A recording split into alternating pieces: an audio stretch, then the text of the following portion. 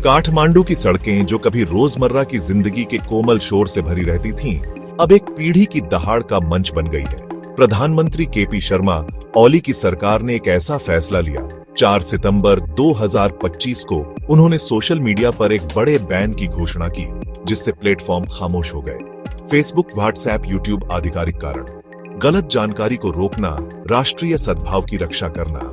लेकिन नेपाल के युवाओं के लिए यह सिर्फ उनके पसंदीदा ऐप्स तक पहुंच खोने के बारे में नहीं था। यह उनका बोलने की आजादी छीनना था, यह उनका जुड़ने का तरीका छीना जाना था, यह दुनिया देखने की आजादी पर हमला था। यह बैन उस असंतोष की चिंगारी थी जो लंबे समय से सुलग रही थी। सत्ता में बैठे लोगों के लिए इन विरोध प्रदर्शनों को सोशल मीडिया के ब्लैकआउट पर एक साधारण प्रतिक्रिया के रूप में खारिज करना आसान है, लेकिन ऐसा करना उस गहरे दर्द और निराशा को नजरअंदाज करना होगा जो सालों से बन रहा है। नेपाल के युवा जेन जी ने इसे अंतिम झटका माना। इंटरनेट उनका आखिरी सहारा था, जहां वे गुस्सा जाहिर कर सकते थे, परेशानियां साझा कर सकते थे और संगठित हो सकते थे। जब सरकार ने इसे छीनने की कोशिश की, तो यह सिर्फ वेबसाइटों को बंद करना नहीं था, यह उनकी आशाओं और आकांक्षाओं पर दरवाजा बंद करना था। इस युवा नेतृत्व वाले विद्रोह के केंद्र में विश्वासघात और अन्याय की एक गहरी भावना है, जिसे वायरल नेपो किड्स आंदोलन ने पूरी तरह से पकड़ लिया है। यह शब्द प्रदर्शनकारियों के लिए एक ललकार बन गया। राजनेताओं के बच्चों को दिखाने वाले शॉट नेपाल के आम युवाओं को दिखाने वाले शॉट बड़ी खाई। लग्जरी बनाम गरीबी, जहां नियमित नेपाली युवा बेरोजगारी से जूझ रहे हैं और एक खराब आर्थिक भविष्य से जूझ रहे हैं, वहीं वे अभिजात वर्ग के बच्चों को अपनी दौलत और विशेषाधिकार का प्रदर्शन करते हुए देखते हैं, जो योग्यता से नहीं बल्कि पारिवारिक संबंधों से हासिल किए गए हैं। यह स्पष्ट असमानता सोशल मीडिया पर बढ़ चढ़कर साझा की गई यह एक रोजमर्रा की दिखाई देने वाली याद दिला रही थी कि सिस्टम धांधली वाला था। यह गुस्सा ईर्ष्या से पैदा नहीं हुआ है, बल्कि अन्याय की गहरी भावना से पैदा हुआ है। प्रदर्शनकारी अयोग्य विलासिता की मांग नहीं कर रहे हैं, वे एक उचित अवसर की मांग कर रहे हैं। वे एक ऐसे सिस्टम की मांग कर रहे हैं जहां कड़ी मेहनत से सफलता मिले, जहां अवसर सभी के लिए उपलब्ध हो, न कि सिर्फ सही उपनाम वाले लोगों के लिए। नेपाल में हो रही घटनाएं अलग थलग नहीं है, वे एशिया और दुनिया भर में फैल रहे युवा नेतृत्व वाले अशांति के एक बड़े परेशान करने वाले पैटर्न का हिस्सा है। अगर हम देखें कि हाल ही में इंडोनेशिया में क्या हुआ है, तो हमें एक आश्चर्यजनक रूप से समान कहानी मिलती है। सांसदों के लिए प्रस्तावित आवास भत्ते को लेकर वहां विरोध प्रदर्शन हुए।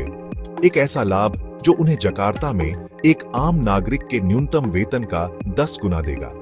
यह प्रस्ताव बढ़ते खाद्य लागत, बड़े पैमाने पर छूटनी और करों में वृद्धि के समय आया, जिससे व्यापक सार्वजनिक आक्रोश फैल गया। लोगों, खासकर युवाओं ने इसे एक भ्रष्ट अभिजात वर्ग का एक स्पष्ट उदाहरण माना, जो संघर्षरत जनता की कीमत पर खुद को समृद्ध कर रहा था। इंडोनेशिया में आंदोलन Gallup Indonesia dark Indonesia Nepal के विरोध प्रदर्शनों के समान ही मुख्य शिकायतें साझा करता है। युवा प्रदर्शनकारी सड़कों पर सांसदों के वेतन कटौती की मांग कर रहे थे, जिन्हें उन्होंने भ्रष्ट अभिजात वर्ग बताया। उन्हें लगा कि उनके करों का उपयोग राजनेताओं की शानदार जीवन शैली को वित्तपोषित करने के लिए किया जा रहा था, जबकि उनके जीवन की गुणवत्ता में गिरावट आ रही थी। एक सवारी साझाकरण चालक के पुलिस वाहन द्वारा दुखद रूप से मारे जाने के बाद विरोध प्रदर्शन हिंसक हो गए। नेपाल में हो रही उथल पुथल एक तेज और स्पष्ट चेतावनी की घंटी होनी चाहिए, खासकर इसके तत्काल पड़ोसी भारत के लिए। नेपाली विरोध प्रदर्शनों के मूल में जो मुद्दे हैं, युवा बेरोजगारी, सरकारी भ्रष्टाचार, अमीर और गरीब के बीच बढ़ती खाई, ये केवल नेपाल तक ही सीमित नहीं है। ये चुनौतियां भारत में भी गूंजती हैं।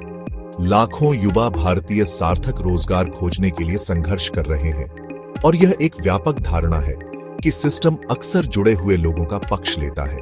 नेपाल के युवाओं का गुस्सा एक ऐसा दर्पण है जिसमें हम अपने समाज की कमजोरियों का प्रतिबिंब देख सकते हैं। इस चेतावनी को नजरअंदाज करना एक खतरनाक गलती होगी। भारत के रणनीतिक हितों के लिए एक स्थिर और समृद्ध नेपाल महत्वपूर्ण है। एक अस्थिर नेपाल नागरिक अशांति से फटा हुआ भारत विरोधी भावनाओं का प्रजनन स्थल बन सकता है।